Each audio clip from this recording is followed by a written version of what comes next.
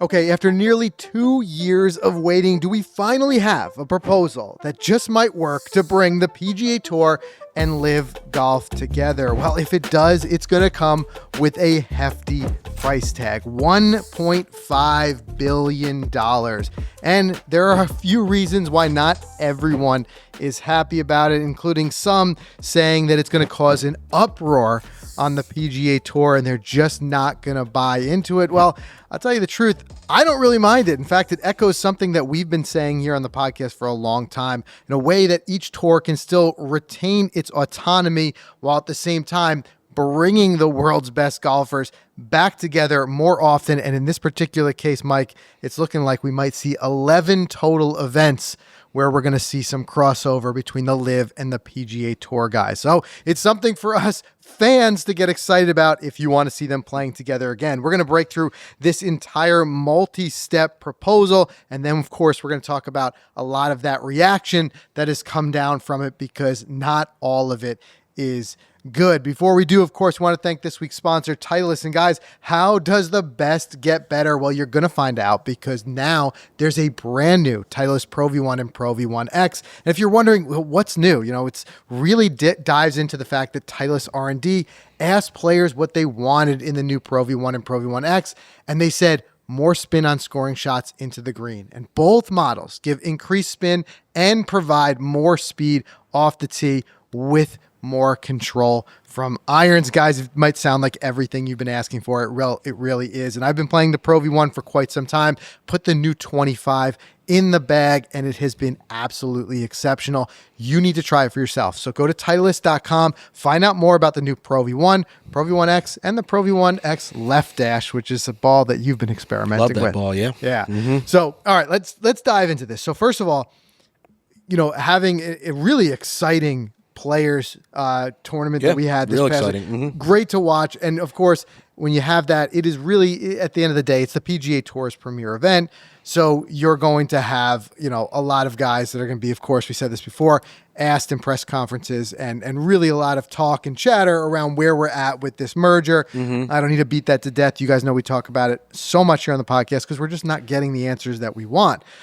Well, this comes down to a proposal that Paul McGinley had put on the table, at least put out there into the ether. Now, for a little bit of background, Paul, he was a Ryder Cup captain. He was also sat on the board of the DP World Tour. So very intimately involved in these types of conversations and really recognizing and understanding what both the players and the tours want. Now, this is something he had been discussing, you know, on Golf Channel and putting forth his own proposal. And I know in a lot of ways, I commend him for it because I've said this so many times. I'm just sick of sitting stagnant. Someone put something out there. I was going to say, right? Is this the first plan that someone laid out?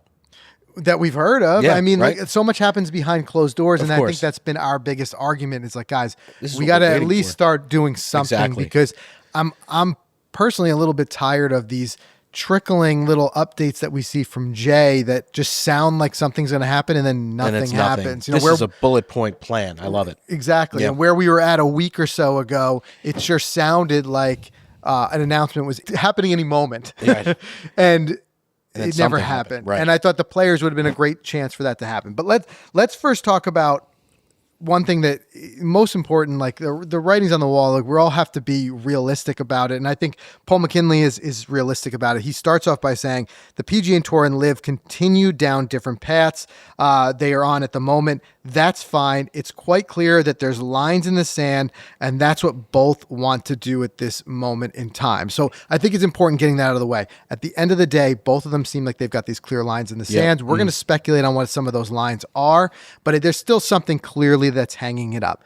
With that said, let's move forward. Let's talk about this proposal piece by piece, see how much we agree with, how much we don't agree with. And I want to hear you guys too in the comments. Let us know, do you agree with, you know, each and every point of this? Do you think it's at least a starting point, a right direction? So here's Paul's big proposal for unity. First and foremost, and I think this is the most important thing, and I think the linchpin to any agreement at this point is that both tours have to be able to continue. He says the PGA Tour and LIV Golf continue. That's his first bullet point. The reason I say that, it may seem obvious to some, but I think something that we've seen over and over is things like LIV's not going anywhere. Right. The PGA Tour is not going anywhere. And I think the number one thing that's going to hang up any type of continued merger is if one has to dissolve into the other. LIV has gotten incredibly strong over the last year or so. They're getting their exemptions into majors. They're getting their broadcast deals. They're getting their sponsors. Whereas maybe 3 years ago, we might thought, LIV broke away, now come back. Just don't see that happening. Right. And I see that as an important starting point in this proposal. Number 2, LIV players get unrestricted access to the DP World Tour. Now, this benefits a couple of people. Sure. Right? Yeah. It benefits LIV because if players can get over there and play without worrying about any fines or suspensions, they can also utilize that for official World Golf Rankings in the assumption that LIV doesn't get those on their own. But I think it's also something that is selfishly the DP World Tour wants, and again, with McGinley's coming, that's his roots is in the DP World Tour. And he said, in a lot of his quotes, how great it would be to see guys like John Rahm, Brooks Koepka, Bryson DeChambeau playing in some DP World Tour events because it's going to elevate the tour. Sure. Right? Yeah. So that's one. And don't forget, the DP World Tour is part of this kind of three-way bargaining agreement because of the relationship and agreement they have with the PGA Tour. So we really need to make more than 2 tours happy, ultimately. The third point, the leading 10 players from LIV get to play in the Players' Championship and 5 signature events. Wow. Interesting. Wow. So this is where now we're seeing the crossover, at least in one direction as part of this proposal, where LIV guys can come back and play in some tour events. Interestingly, one thing he left out of this proposal, we'll get to the other bullet points in a second, but he didn't say that LIV players could kind of come and go as they please to other events. And what I mean by that is, let's say you take a guy who won the waste management and he's got an exemption because he's a previous winner to play. Right. It's not saying that they're going to scatter them throughout. He's handpicking certain events. That's what it seems like. Yep. Right? Okay. Moving on. This is an interesting one too. LIV gives access to 2 PGA Tour teams. This is the part for the get. LIV season finale. This is the one thing I didn't understand. Yeah, and this is what's going to come back in that reaction we're going to talk about in a minute. Specifically, the team environment and whether or not people want that. Why would the guys on LIV even want that? Like, imagine just out of nowhere, 8 guys from the PGA Tour come over and play in an event. Is that what it sounds like? Well, in the season finale? In the finale. Where they haven't been present all year? Right. Well, similarly, it sounds to me like how LIV players haven't been present all year and all of a sudden they're in the players. Okay. That to me is the crossover. Yeah, so I this think is it would the way have to that be it more than flows one in event, the other direction. The way I would see it, and he didn't really extrapolate this out to say what would qualify those 2 teams, but I would imagine it would be similar. Let's say you took the top 8 guys on the PGA Tour, split them into 2 teams, and then they get representation in the LIV finale. I would say this one to me is probably the haziest, the muddiest, and the hardest one to kind of accomplish. But what it would give is the PGA Tour some representation in LIV events, which we're going to get into some of these quotes in a minute and tell you why that matters and why people should care. And it ultimately, though, I think it's not something that's an insurmountable hurdle. It can happen. Take, like I said, the top 8 guys, split them into 2 teams and let them play. The final one, and I think this one is where, again, they always talk about the money talks. Like that is it at the end of the day. Right. PIF, obviously the backing fund behind LIV, would have to match SSG's investment of $1.5 billion into PGA Tour enterprises. So that's where, and this is something that we've seen kind of talked about, and numbers. I mean, it sounds like a huge number, but that's kind of where we've been at with a lot of the talks that we're hearing of like what the possible investment could be in the PGA Tour. Now, I think that something like that, honestly, is going to come with a couple of extra kind of hooks that maybe weren't discussed here. And one that I've seen thrown around here and there is that Yasser would get a spot on the PGA Tour's board as part of that, which would give him a lot more control over what happens on the PGA Tour. And I wouldn't be surprised if you're going to put up that kind of money, you wouldn't be asking for something like that. Dude, Brandel Chambly would flee the country if that happened. I'm telling you that right now. He would jump out of his chair. But what I don't get here, let me try to understand this. So the SSG invested $1.5 billion already into the PGA Tour. Right. And they're asking the PIF to give the PGA Tour another $1.5 billion. To match that investment, right. To do what with? Do they even get into those details? Like, what are they doing in this with proposal? No, but I mean, don't forget, this goes back That's to a lot of money. It's a lot of money when if they're using it for purses and now instead of $4.5 million at the players, they're going to be playing for $6 million.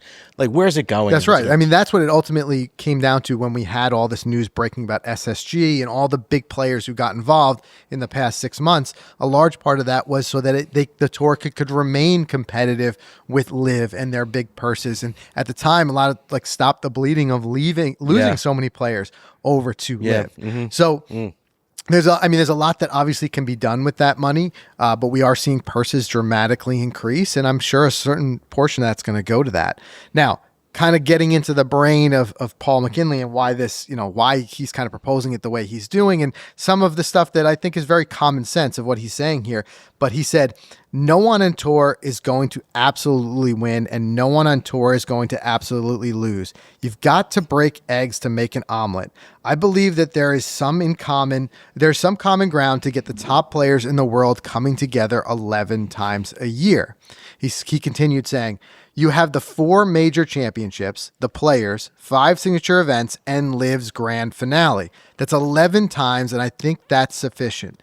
That's what the public would like, and that's what the public would want, to see the top players coming together. Yeah. Right?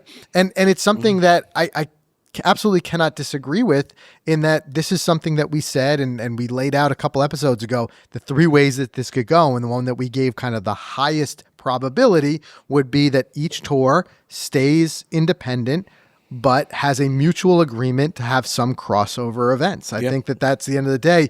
That is the thing that seems to make the most sense. But I think what he's saying here is so true, is that you got to break some eggs to make an omelet. No one's going to completely win. No one's going to completely lose. That, at the end of the day, is the whole thing behind compromise and finding a common ground. Someone's got to give and take. Yeah, no doubt. I mean, I think honestly they're winning more than losing right now. Which side? All players are making more money than they've ever had. And here's a question for you. I wanted to get your take, or maybe this is better served for you guys in the audience. Let us know. Do you think you'll ever see a first place prize of $10 million on the PGA Tour? Oh, yeah. Like soon?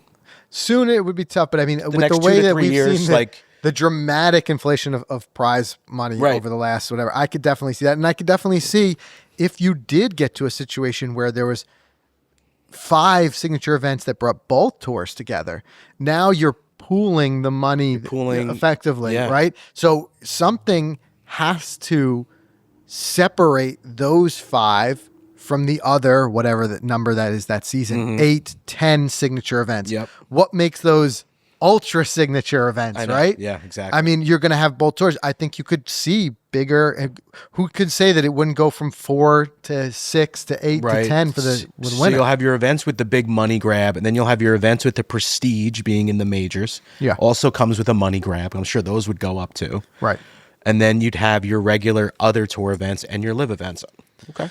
Right. And of course, on both sides, there's always going to be the guys who are going to continue to dig their heels in and say, PGA Tour doesn't need LIV doesn't need the PGA Tour. We're both doing fine on our own. And in a lot of ways, we've seen it kind of validated that the deal has not happened, right? But I think where I think a deal like this could be good is I think at the end of the day, for as much as we've seen the players on both sides benefit dramatically, it's really the turn of the fans to start to benefit, right? We want to see more than 4 times a year where you're going to have Bryson go up against Rory. Yep. You know, I would have loved to have seen Bryson at the players to see what, could that have changed the outcome? Maybe, maybe not. But yeah, I forgot how Bryson played Sawgrass. Now I'd love to see him play Sawgrass. Things like that I miss. Absolutely. So there's that, and then there's another point here that McGinley brings up, and that's the idea of growing the game more globally. And he said, I think there would be wins all around, particularly commercially, and it also ticks the box for the game becoming a little more global rather than being America-centric. particularly with the 3 of the 4 majors based over here in America. There's a big, big world out there, and it's crying to see some of the world's best players. Mm-hmm. And he's right. And again, this is where it can be divisive, where you could say, well, LIV is already scratching that itch, and they're seeing some of the world's best players. I get it. But I still, at the end of the day, think the divisiveness does nothing for golf as a whole and for fans as a whole. And I think if we had these LIV finale, some signature events, and now you've got guys like Scotty Scheffler, Rory McIlroy playing more international events as well, I think it benefits all of us as it grows the game on that global stage, which I think we have in a lot of ways LIV to commend for that. LIV really kind of pushed the entire game forward from a global standpoint by having more events in places that hadn't seen them before. Look at what they've done in Australia, right? And the PGA Tour, it's been very underrepresented as far as events in Australia. LIV brings an event, and fans go absolutely wild for it. It's a case in point that there are areas of the globe that are perfectly hungry for the game, and if this is one way we can bring it, then great. Before we get into some of the really big reactions to this, one more thing I want to bring up, another quote that I think is important, kind of putting a cap on this, from McGinley. He said, "Where we are at the moment, it's such a divided world in golf. Somebody has got to give on some side, and there's got to be give on both sides to find some common ground." And that, to me, is exactly it. And I think at the end of the day, it's getting to be this broken record, and it's because some parties involved are just refusing to give in. And to me, and again, I want to hear you guys in the comments, let us know if you think that this proposal is fair on both sides and something that should be considered. And if this isn't the ultimate thing, then at least is it some starting ground, right?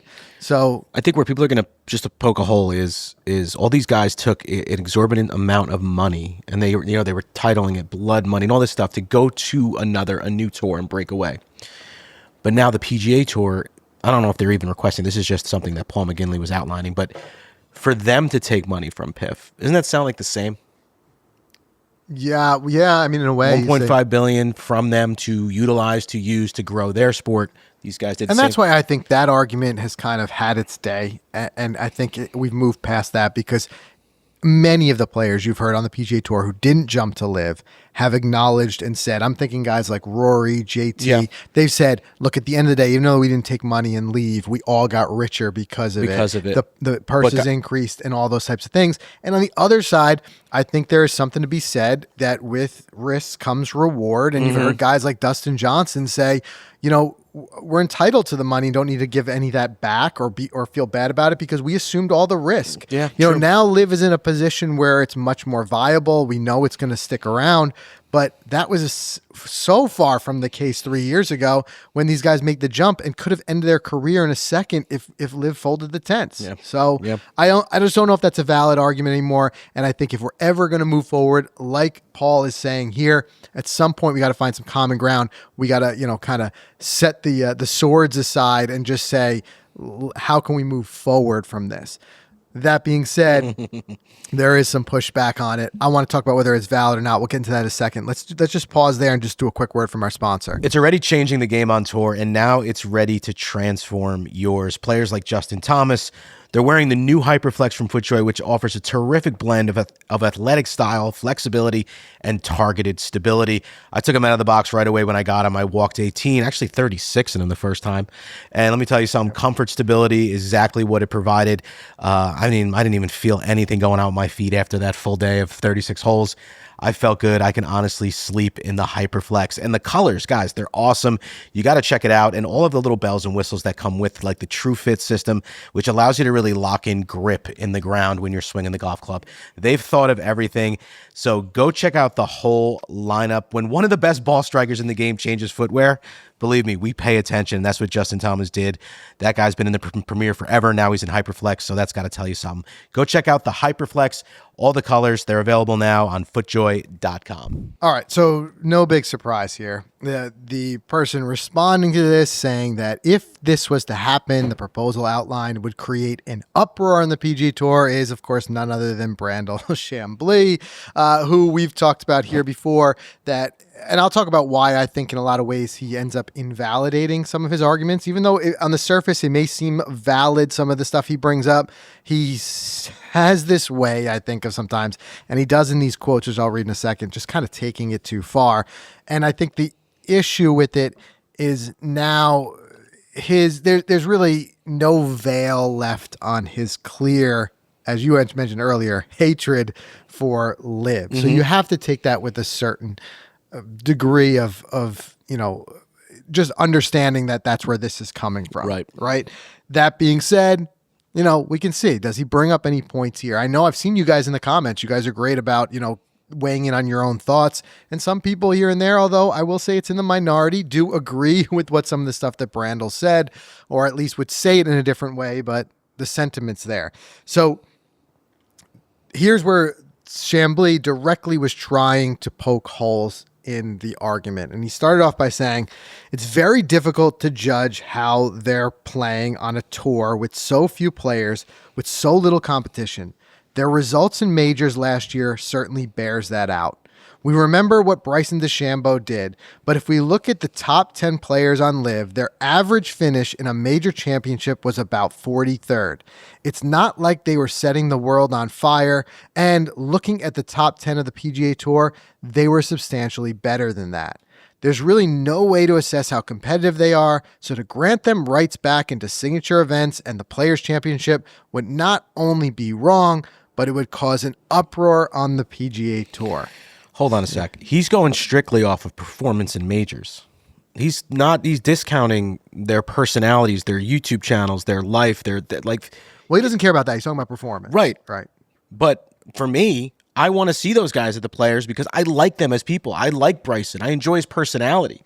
I want to see that. I want to see him talking to his caddy. Sure, but nobody's getting into any real competitive event based on their personality. I understand that, but they have the game to back that up too.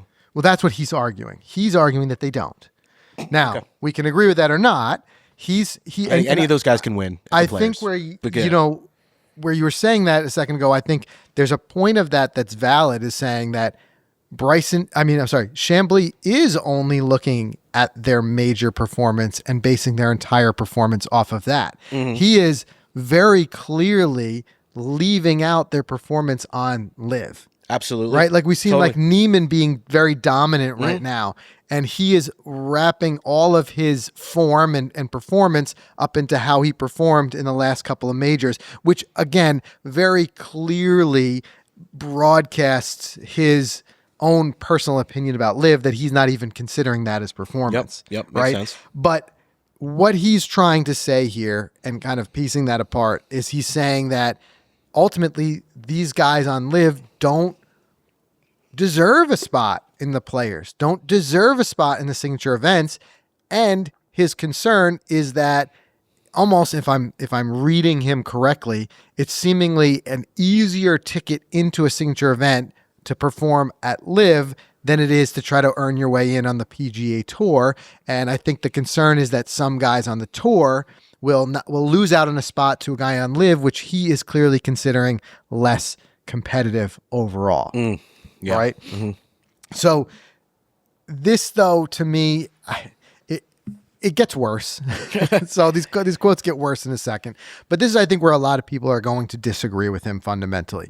Because if we continue to discount LIV as a non-competitive league, there's a certain point there where you just have to say you're just personally for or against LIV. I think objectively, it's very hard to say that LIV is non-competitive. I understand the argument behind it. They talk about no cuts. They talk about the much smaller fields, things like that. But as LIV has grown in talent over the last, specifically even 18 months, that argument to me becomes harder and harder to make.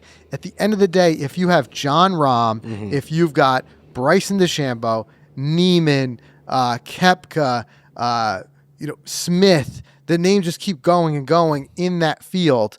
Then to me, that's a pretty darn competitive field, and it's definitely as competitive, if not more competitive, than the fields we're seeing at non-signature events in PGA on the PGA Tour. Yeah.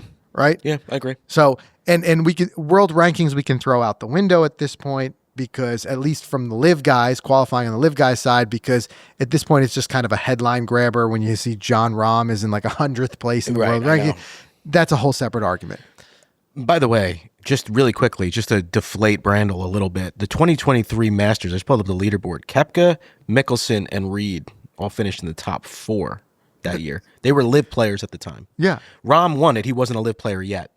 But Brooks and Phil were T2 and Reed was 4. If I click more players, I'm sure there's even more down the list. Yeah, I think he was trying to hone his argument just on the performance in 2024. Just 24? Okay. I think so. I was going to ask you if it was just 1 year. But still, that's silly. I think he's working the evidence in his favor rather than looking more broadly like that and say that these guys absolutely have been competitive. But again, I think at a certain point he's trying to fit the evidence to make a point that he would like to make. Yeah. And I think that's where our job is to separate out the opinion versus the fact. Mm-hmm. And there's no doubt that his opinion is tainted against LIV. This is where we have to make our own kind of, judgment calls. Is there some degree, and is there some degree of this that's true? Is there some degree that it would be an easier path into signature events playing on LIV? I don't personally think so. You guys can let us know in the comments.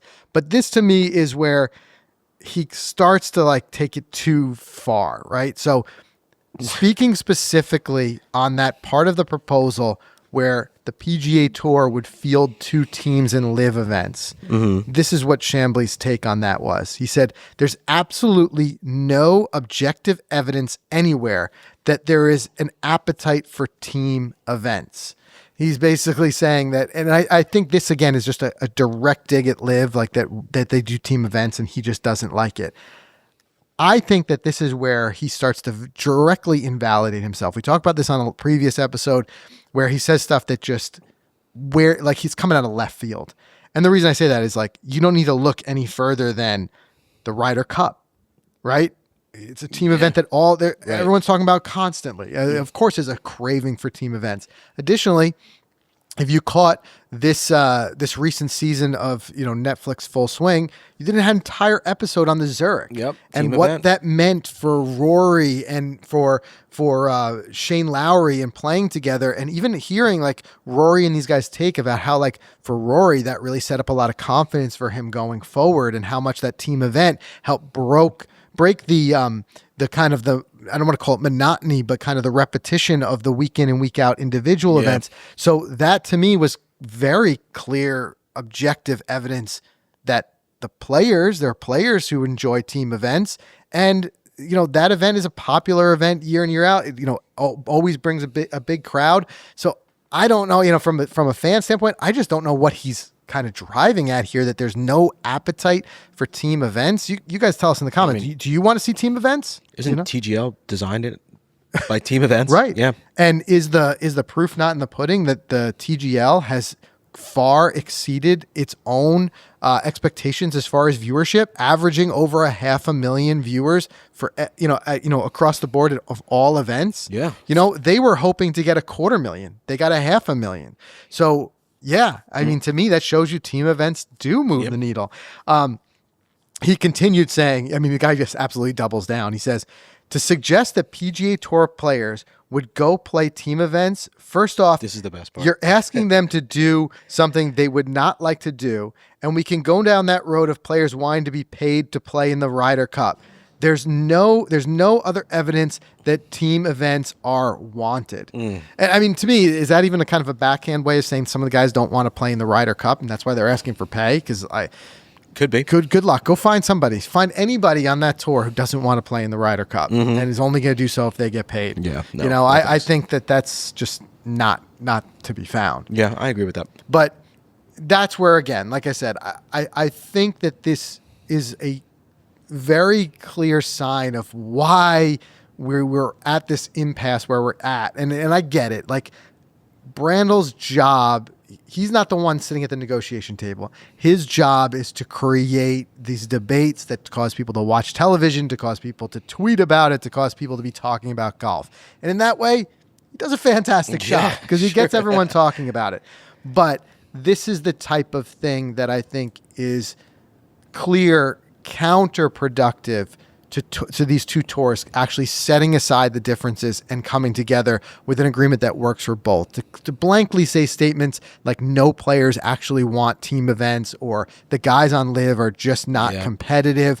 I think that those two things are things that are just divisive for the sake of being divisive. And that is it, because I think that anybody who really looks at the evidence can say that neither of those things is true. So whether we end up landing with this exact proposal, which I highly doubt, but whether we end up landing with this exact proposal that Paul McGinley had laid out or something similar or like it, I think we're at that point where we can truly say that these tours, nobody's absorbing the other person and just going away, to be in the history books.